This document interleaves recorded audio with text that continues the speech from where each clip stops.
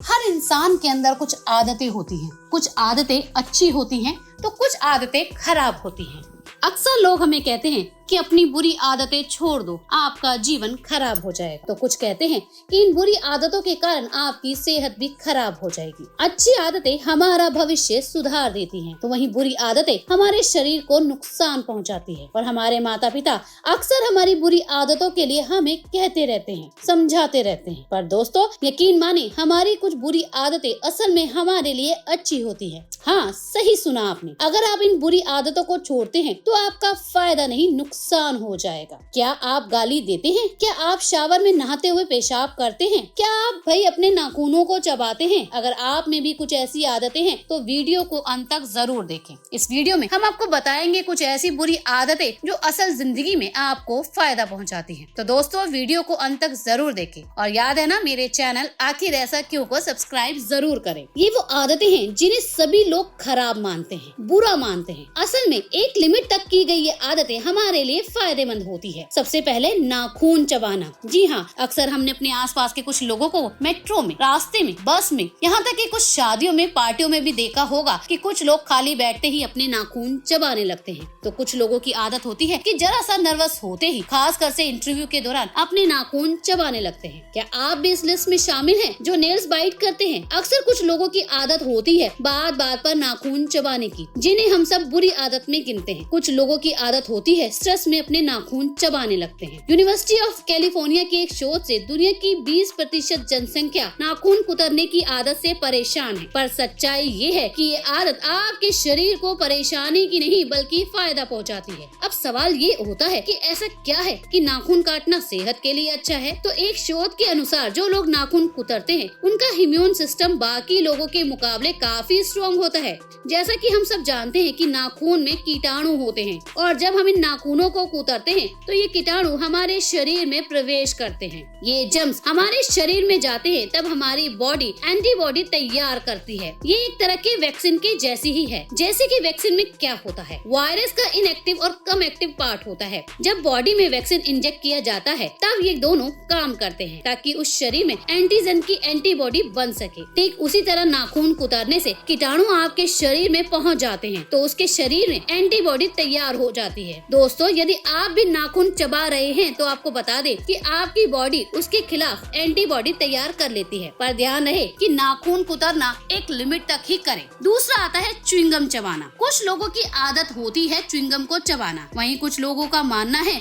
कि च्युइंगम हानिकार होती है, दांतों में दर्द कर देती है। ज्यादा च्युइंगम चबाने से फेस पे झुर्रियां भी आ जाती हैं। वैसे तो दोस्तों च्युइंगम में कोई प्रोटीन मिनरल्स जैसे तत्व नहीं होते, या यूँ कहें ना के बराबर ही होते हैं। लेकिन क्या हो अगर हम आपसे कहें कि च्युइंगम चबाने से नुकसान से ज्यादा फायदे हैं, तो आपकी आंखें भी खुली रह जाएंगी। जी हाँ, सही सुना, च्युइंगम चबाने के कुछ फायदे भी होते हैं। आप लोगों ने क्रिकेटर को अक्सर खेलते हुए देखा होगा, वो खेलते वक्त मुंह में च्युइंगम भी रखते हैं। तो आपको बता दें कि च्युइंगम चबाने से दिमाग गुड फील करता है और एक जगह अच्छा कॉन्सेंट्रेट भी करता है। इससे हार्मोन की मात्रा बढ़ जाती है, जिससे दिमाग का कॉन्फिडेंस लेवल बढ़ जाता है, जिससे प्लेयर का सारा ध्यान उसके खेल पर होता है। इसके साथ च्युइंगम चबाने से च्युइंगम मुंह में मौजूद बैक्टीरिया को हटाती है, सांसों में ताजगी लेकर आती है। च्युइंगम दांतों को साफ रखती है, दांतों की सड़न और मसूड़ों की बीमारी भी रोकने में च्युइंगम मदद करती है। तो दोस्तों यदि आप भी च्युइंगम चबाते हैं तो खुश हो जाइएगा। तीसरा,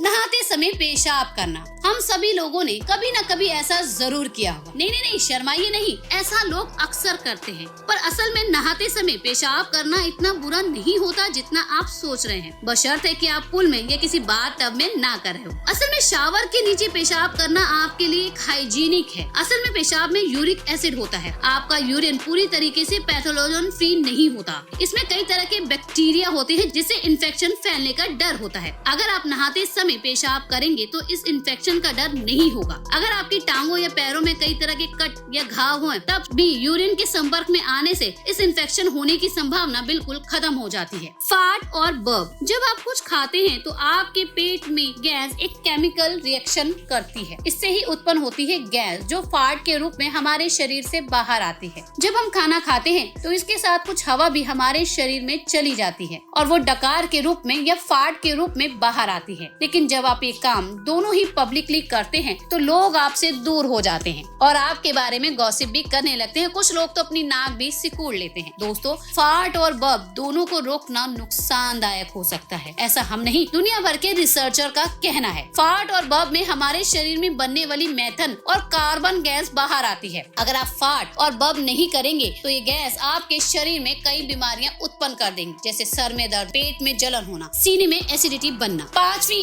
आदत, स्किपिंग शावर। बचपन से हमें सिखाया जाता है कि हमें रोजाना नहाना चाहिए। रोजाना नहाने से हम बीमारियों से दूर रहते हैं, साफ सुथरे रहते हैं। यही नहीं, रोज नहाने से शरीर की गंदगी दूर होती है तो शरीर स्वस्थ रहता है। रोजाना नहाने से हमारे शरीर में बदबू नहीं आती। पर दोस्तों, रोजाना नहाना हमारे शरीर को फायदे के साथ नुकसान भी पहुंचाता है। सही सुना, रोजाना नहाने से हमारे शरीर को कुछ नुकसान पहुंचते हैं। इसलिए हमें 2 दिन में एक बार नहाना चाहिए। जैसा कि रोजाना नहाने से स्किन जरूरत से ज्यादा इरिटेटेड और रूखी सूखी यानी ड्राई हो जाती है। साथ ही हमारी त्वचा पर खुजली की दिक्कत होने लगती है। स्किन का बैरियर डैमेज हो जाता है, जिसमें बैक्टीरिया पनपने लगते हैं। स्किन इन्फेक्शन की चपेट में आ सकती है। रोजाना नहाना शरीर की रोग प्रतिरोधक क्षमता को भी प्रभावित करता है। अगला आता है गाली देना। वैसे तो हमने अक्सर अपने आसपास लड़ाई में बहुत से लोगों को गाली देते हुए सुना होगा, जिसे हम अक्सर एक बुरी आदत मानते हैं। लेकिन आपको बता दें कि गाली देना सेहत को फायदा भी पहुंचाता है। न्यू जर्सी के कीन यूनिवर्सिटी की एक रिसर्च में बताया गया कि जो लोग गाली देकर अपनी झलझलाहट को निकाल देते हैं, उनके दिमाग पर बोझ नहीं होता, उन्हें काफी फायदा होता है। इससे उम्र भी बढ़ती है और डिप्रेशन के चांस भी कम होते हैं। दोस्तों, ये थी कुछ आदतें जो अक्सर हमारे बीच कुछ लोगों के अंदर पाई जाती है। यदि आपकी भी कुछ ऐसी आदत है तो कमेंट करके जरूर बताएं। इसके साथ मेरे चैनल आखिर ऐसा क्यों को सब्सक्राइब करें।